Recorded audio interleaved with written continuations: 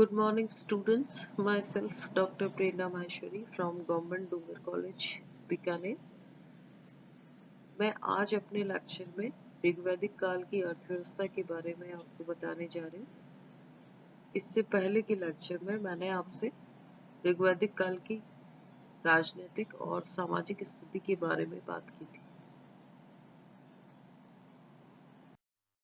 ऋग्वेद से हमें जो भी जानकारी प्राप्त होती है उससे ये पता चलता है कि ऋग्वैदिक काल में कृषि अर्थव्यवस्था का मुख्य आधार था। अनेक स्थानों पर कृष धातु का प्रयोग मिलता है, जिससे आभास होता है कि कृषि कार्य बहुत लोकप्रिय था। जन सामान्य के लिए कृष्टि या चर्षणी शब्द का भी प्रयोग मिलता है। कृषि योग्य भूमि के लिए उर्वरा या क्षेत्र का प्रयोग किया गया है। भूमि को जोतने के लिए हल के प्रयोग का भी उल्लेख मिलता है और हल के नुकीले भाग के लिए फाल शब्द का प्रयोग किया गया।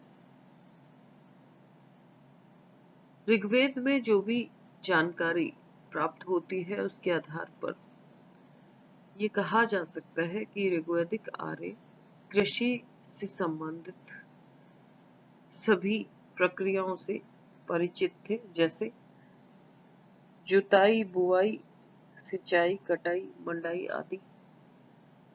भूमि की उर्वरता बढ़ाने के लिए वे गोबर की खाद का प्रयोग करते थे।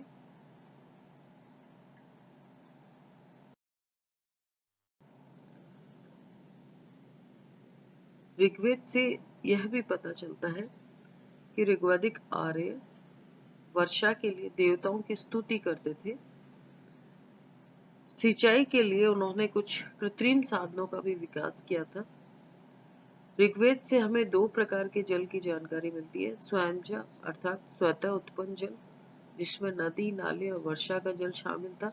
खनित्रिमा अर्थात खोद कर प्राप्त किया गया जल, जिसमें कुएं का जल शामिल था। वर्षा के जल का सिंचाई में प्रयोग करने के लिए उन्होंने अनेक कुल्याएं या नहरें बना रखी थी। कुओं से सिंचाई के लिए वे डोल और रहट का प्रयोग करते थे। कृषि से जो अन्न वे प्राप्त करते थे उसमें यव और धान्य का अनेक बार उल्लेख मिलता है। मुख्य रूप से जौ, गेहूं, उड़द, तिल, मसूर आदि की खेती की जाती थी।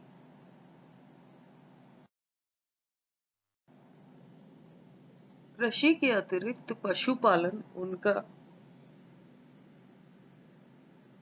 दूसरा उपयोगी कर्म था। ऋग्वेद के अनेक मंत्रों में आर्यों ने पशु संपदा को बढ़ाने के लिए देवताओं से प्रार्थना की है। ऋग्वैदिक आर्यों के पशुओं में गाय सबसे ज्यादा महत्वपूर्ण थी। आर्यों के भोजन में गाय के दूध और घी का विशेष स्थान था। गाय क्रय विक्रय का माध्यम थी। उसे मूल्य की इकाई के रूप में प्रयुक्त किया जाता था। गाय से उत्पन्न बैल कृषि कार्य में बहुत उपयोगी थे। ऋग्वेद में गाय को अघन्या अर्थात जिसका वध नहीं किया जाए कहा गया है।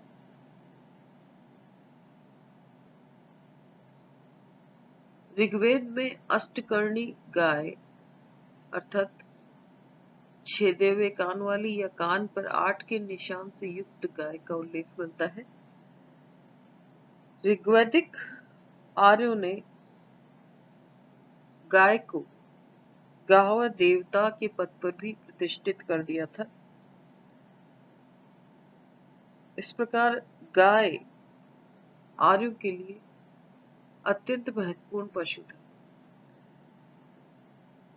घोड़ा भी आर्यों के लिए काफी महत्वपूर्ण था। युद्ध में रथ चालन और अश्वारोही सैनिकों के लिए उसका विशेष उपयोग था। ऋग्वेद में गाय की तरह घोड़े के दान को भी बहुत उत्तम माना गया है। ऋग्वेद में भेड़, बकरी, हाथी, ऊंट, कुत्ता, भैंस, गधा, हिरण आदि का भी उल्लेख मिलता है। इन्हें पालतू पशुओं के रूप में प्रयोग किया जाता था। भेड़ वस्त्र निर्माण और ऊन प्राप्त करने के लिए विशेष उपयोगी थी। गांधार देश की भेड़ें ऊन के लिए प्रसिद्ध थी। ऋग्वैदिक काल में उद्योगों और शिल्पों की जो हमें जानकारी मिलती है उससे पता चलता है कि इस काल में शिल्पों में कुशलता और विशेषज्ञता का उदय हो चुका था। विशेष रूप से जिन शिल्पों की जानकारी मिलती है उनमें सबसे महत्वपूर्ण स्थान त्वष्टा या तक्षा का है, अर्थात बढ़ई का कार्य। इसके अलावा करमार या धातु शिल्पी, वाय या जुलाहा, चर्मम्न अर्थात चमड़े का काम करने वाला और हिरण्यकार अर्थात सुनार भी अन्य महत्वपूर्ण शिल्प थे। तक्षा की अगर बात करें तो तक्षा का विशेष महत्व था। उसका सबसे महत्वपूर्ण कार्य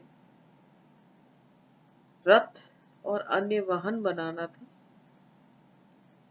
ऋग्वेद में नावों का भी उल्लेख मिलता है जिन्हें तक्षा द्वारा ही बनाया जाता था। ऋग्वैदिक काल में ग्रहों के निर्माण में लकड़ी का प्रयोग मिलता है। इस दृष्टि से भी तक्षाओं का कार्य काफी महत्वपूर्ण था। धातु का काम करने वाले कारीगरों को ऋग्वेद में करमार कहा गया है। ये धातु के विभिन्न अस्त्र शस्त्रों, कृषि एवं अन्य कार्य में काम आने वाले उपकरणों, बर्तनों, आभूषणों आदि का निर्माण करते थे। इसी प्रकार ऋग्वैदिक काल में वस्त्र उद्योग भी काफी विकसित था। वस्त्र उद्योग से संबंधित विभिन्न शब्दों का बार बार प्रयोग मिलता है।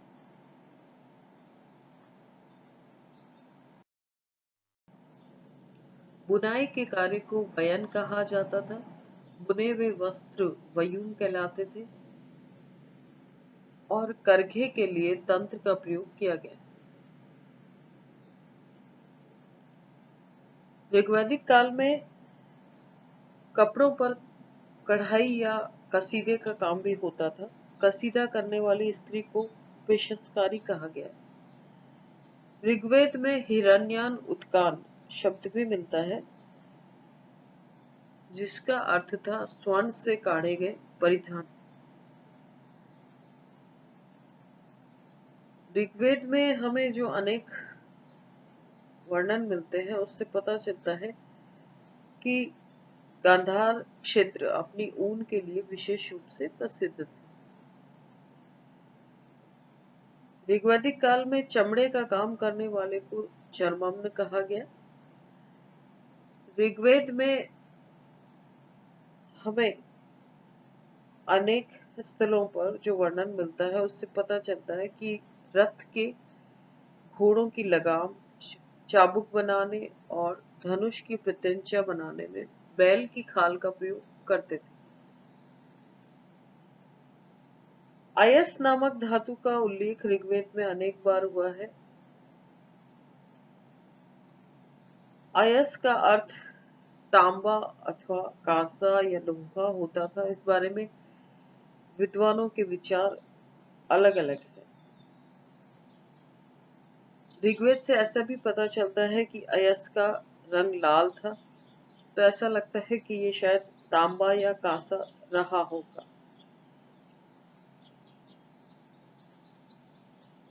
ऋग्वेद में अन्य व्यवसायों में भिषक या चिकित्सक का उल्लेख मिलता है। अश्विन को देवताओं का भिषक कहा गया है। औषधियों के वर्णन और भिषक की विभिन्न गतिविधियों के उल्लेखों से ऐसा ज्ञात होता है कि इस काल में चिकित्सा के क्षेत्र में पर्याप्त जागरूकता थी।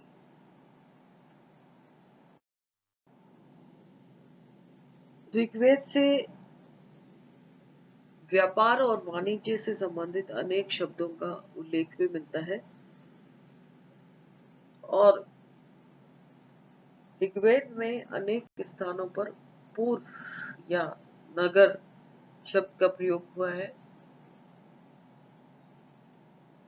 हस्तों से पत्थर निर्मित और धातु निर्मित पुरों का वर्णन मिलता है और ऐसा प्रतीत होता है कि ये पुर व्यापार वाणिज्य के केंद्र रहे होंगे।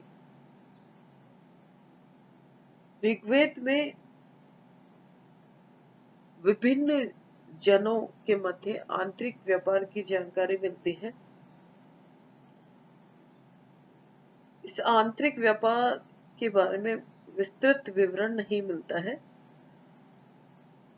परंतु ऐसा लगता है कि गाय मूल्य की इकाई के रूप में प्रयोग होती थी।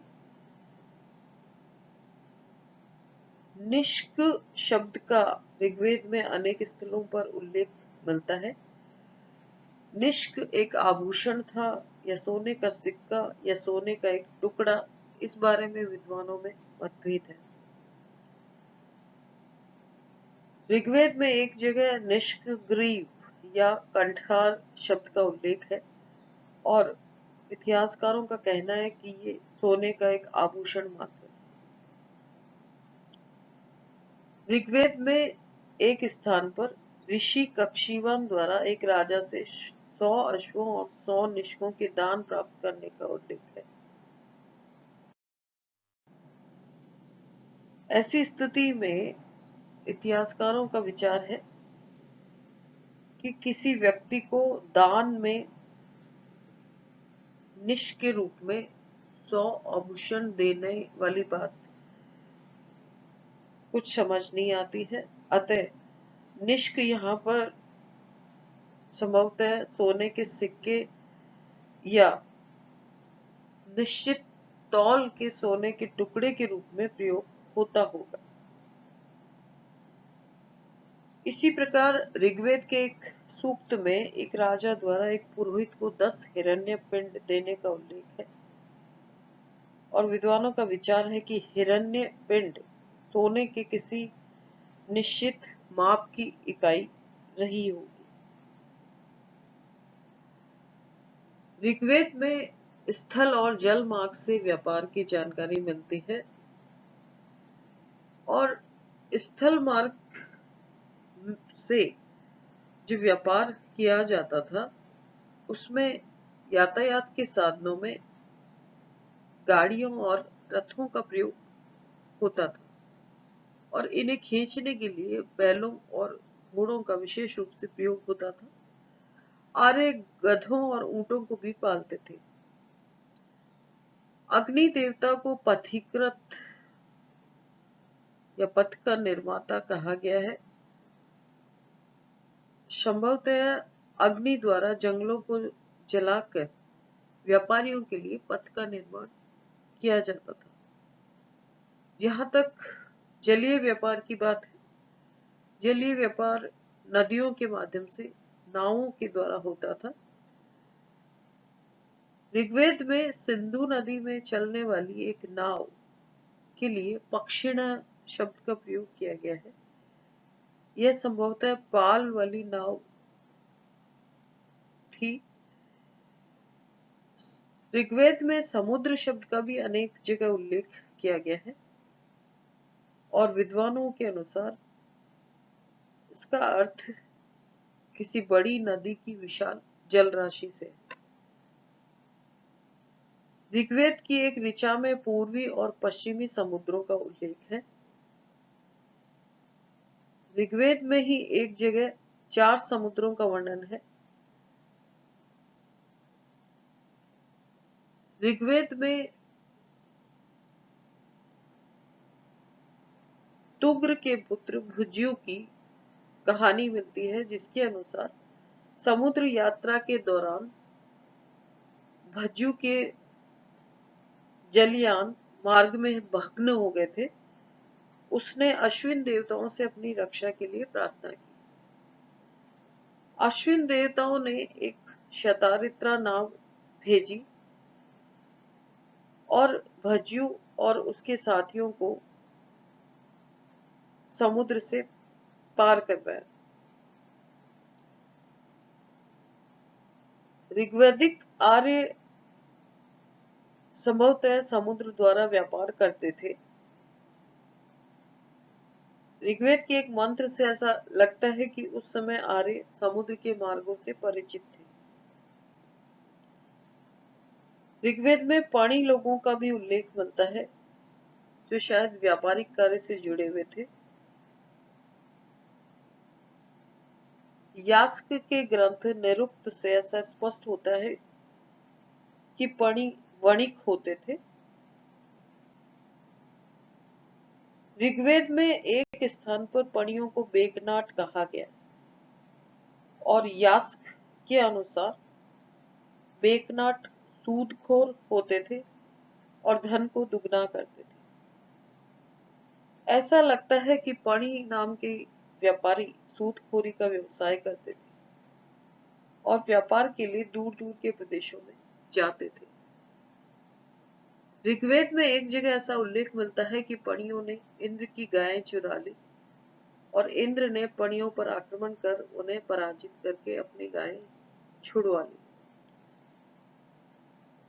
इससे ऐसा भी लगता है कि पणी लोग इंद्र को अपना देवता नहीं मानते थे।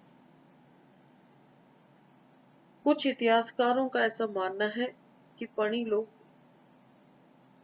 प्राचीन काल में भूमध्य सागर के निकट स्थित फेनिशियन जाति के लोग थे, जिन्हें पहले प्यूनिक कहा जाता था। इतिहासकारों का यह भी मत है कि पणी आर्य व्यापारी थे और सप्त सिंधु प्रदेश से निष्कासित होने के बाद फिनिशिया में जाकर के बस गए थे। ऋग्वेद में ब्रवु नाम के एक दानवीर पणी का भी उल्लेख मिलता है। तो इस प्रकार ऋग्वेद से हमें अर्थव्यवस्था से संबंधित जो भी जानकारी प्राप्त होती है, उससे हम ये निष्कर्ष निकाल सकते हैं कि कृषि ऋग्वैदिक आर्यों की अर्थव्यवस्था का मुख्य आधार थी और इस काल में उद्योगों और शिल्पों का भी व्यापक विकास हुआ था। ऋग्वैदिक आर्य व्यापार और वाणिज्य का पर्याप्त विकास कर चुके थे और स्थल और जल मार्गों से वे दूर दूर तक व्यापार कर रहे थे।